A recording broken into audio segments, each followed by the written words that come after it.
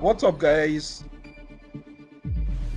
My name is Toba. I'm an admin of the Comics Meltdown, and this is just a Comic Meltdown chat for you guys to watch us talking about stuff. And make sure you comment, make sure you like the video, and hopefully we'll make more as time goes along, depending on the feedback that we get. Luckily, I have some great comic minds with me today. Great comic minds. Dapo Senior is in the house. Dapo, what's going on? I'm good. The audience is announced. I can't wait to get to We also have great. Dapo is the almighty biggest Thor fan on the Meltdown. I challenge anybody who is a bigger Thor fan than Dapo. We also have the Nigerian nerd, the almighty Nuru Jay in the house with us. What's going on, Nuru? I'm good, man. Great to have you, bro. Hopefully we're going to be able to do a lot more of this. And also, funny enough, we have the two biggest. Okay, so we have Dapo is the biggest Thor fan, and we also have the biggest Batman fan in the house. This guy is not going to listen to any argument about Batman. Batman can even beat. Let me see, who is the most ridiculous person that Batman can beat? Batman can beat the president, if possible, in this guy's books. Okay, so I think Moore's video has frozen, right? Because he's not moving at all. Bolaji, are you there? He's typically this unmovable on subjects of Batman anyway, so I think that works.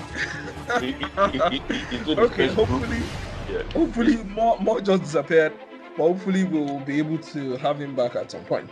Okay, so we're going to be discussing the true state of African comics. Before I give it to you guys, the good thing about African comics is that recently, like the past 3 years, we've seen a massive emergence of a lot of comic publishers in Nigeria, in Africa. We have Crazy Comics in South Africa, amongst many others. We have Comic Republic in Nigeria. We have this guy, I don't remember the name of these publishers who make Razor Man. We have Vortex Comics, we have Spoof Comics, quite a number of them. We're not talking about 10 publishers, we're talking about a lot of them. And these guys are churning out loads of comics, loads of content, monthly, yearly. And for me personally, I think as a fan group, it's very, very important that this is our own base. These are the guys that we need to encourage, possibly, or talk about, or make sure that these guys are not going down the wrong path. I think personally, for me, I think a lot of them are doing a really good job, a really great job. But ultimately, are they what they are doing? Is it going to be able to lead the industry down the path of true growth? So let me let Dapo speak first, then Nuru, then I can just wrap it up. How about me? Okay. Dapo, so what do you think? What do you think the true state of African comics is? I think it's improving, to be honest. A few years back, I tend to look down, I'll be frank, on a lot of the stuff that came out of Nigeria, especially when it came to the more mature elements. I thought Nigeria were always good with the comical ones. Like you had your Ikebe Super, which was quite popular for what it did back then. But in terms of the proper serious comics, I never really rated the ones coming out of Nigeria. I'm actually going to do a bit of name dropping here. Dave Gibbons, the artist of Watchmen, he actually asked me. I went for signing where he was signing books. He actually asked me because when he realized I was from Nigeria, and he drew Power Man back in the day. He actually was quite interested in the state of comics in Nigeria now, and I said, and I was able to say actually that it's picking up. That we're getting some good companies putting out good work. And I name dropped Comic Republic, and I think I name dropped Vortex as well. I think it's definitely improved. I've now got a couple of titles that I actually quite enjoy. My main beef with is how regular they come out. Okay. I don't think they come regularly enough, but that also might tie into the fact that maybe I'm so wired to the DC and Marvel. So where I get my comics from, every Wednesday, yeah. I've got a deadline every Wednesday. I go there every week. I've got something. I don't have that kind of workflow with the Nigerian comics. So sometimes I won't realize they're out. Sometimes they're just delayed for months, and that kind of. So to me, that's the main issue. To me, is coming out regular. That's the main issue. Yeah, my favorite comic at the moment is fair enough. So my favorite comic at the moment is a lady called, no, I can't remember her name now again. But we've had 2 issues. Ireti, is that not Ireti? Yeah, Ireti. We've had 2 issues, I think, or maybe 3, but over in the last year or so. So that kind of thing. Are you sure the reason why you are biased for that comic isn't because you're from Ibadan? Because Dapo, tell the truth. Look, to be honest, it was part of the appeal. Okay. But if it's a bad comic, then that alone can't help. That alone will not have kept your interest. I like Ireti, and now weirdly enough, there's another comic that's recently caught my attention, Jay. Yeah, I love the last issue that came out. I've not read I think the new one's out now, which I've not read yet. But so I think they're on the right track. Put that way. Okay. I do think they should consider doing collected editions. Okay. Kind of promoting that, because that way you can give the guys, listen, it has a story arc complete from. You don't have to wait start to finish. Yeah, start to finish, and that will get people. I think that will get people a lot more pumped. Yeah. Fair enough. Nuru, what's your own take? What's the true state of African comics to you? Well, I have a unique perspective in that I'm somebody who has been on the outside looking in until relatively recently. I've been a fan since the 80s, obviously. But for a long time, the African comic scene is something I've never really been aware of. And I'm pretty much on an odyssey right now to discover what's happening. So I come to it with the approach of hunger, like, okay, what's there? And I find something and I read. I find something I buy. I find something I get more. And also, in trying to build Nigerian nerds, I'm trying to keep it independent. So that's one of the reasons why initially I was going to ask a few different guys to contribute. And I thought, you know what, these guys are creators. You don't want to be part of the story you're also covering. So you want to step back from having these guys involved. So now my engagement level is as an observer. Okay. So I come to it with that. I mean, I'll support. I'll whatever comics are out there, I'll buy. They have Kickstarter. I'll support that as well. If a certain producer or publisher has, swag I can get. Like I'm wearing an EXO T-shirt right now, which I ordered online and it showed up. So I will do what I can in that regard. So I started off. I think it was in 2014 or 13 probably when I discovered Comic Republic, and I thought, wow, okay, some people actually went all out to produce African comic stories. Like, this is interesting. And I started reading Guardian Prime, and for a while on some message boards and some comment sections, I was using Guardian Prime as my avatar in different places. I just felt, okay, this is cool. I mean, there's an element of corniness to it because it's all green, white, green, clearly perceived as derivative of Superman's, American colors and so on. But who cares? I mean, it's comic books, right? We can afford to be corny in some ways, so I don't give it that. But I jumped into those stories and thought, these are well thought out worlds. The worlds are pretty well built. The worlds are thought out properly. The execution sometimes would fall short of the standard we've come to expect, which is not a problem for me because, I mean, let's be very, very honest. If we go back in the history of some of the top names themselves, back in the day, they weren't even up to the level of the Comic Republic comics in terms of the quality of the stories and all that. So I'm willing to let a lot of that slide so I can get good stories. Then I discovered a few other guys or produced creators, people like Midas Monkey with Johanse, that whole Axis, that whole world's amazing, by the way. Then you discovered more recently people like Seredo's Trinity stories. So touching on the different spectrums, I'm reading different things. And then there's all the smaller artists in Nigeria as well. There's all like smaller groups that are producing their things. Some of them have some very interesting stories. Some of them have some very interesting quality artwork. But there's always something that falls short somewhere. And I guess that's because, like, in a more established industry, only the best of the best of the best really rise to the top of the pile in lettering, in art, in coloring, in editing. So it's possible, like in a certain media house, in an African media house right now, you might have a fantastic artist, but a not so great story writer, or you might have a great story writer with not a great colorist, or you might have not a great colorist, but an awesome colorist with not a fantastic artist. So those gaps are causing each other. You're only as strong as your weakest link. So that's really where I think African comic books are struggling a little bit. Another area that I think is interesting is the different ways that they're coming up with different business models. That's very interesting to me. Yeah. Comic Republic's business model is put it out there, let everybody read it, gain a following, and then get advertising revenue, and use that to offset the cost of doing all of this, which I think is cool. It can work. The problem with that model also is that it's risky because you don't have a closed ecosystem. If people feel like they can just jump on and do what you're doing and do it better than you're in trouble. So in a sense, it's risky, but it means that they have to keep improving and keep doing things better. Then you have the other extreme of that, where you've got someone like what's his name, the guy who runs Unique Studios. His approach, Roy's concept is, let's do a closed Kickstarter for this project.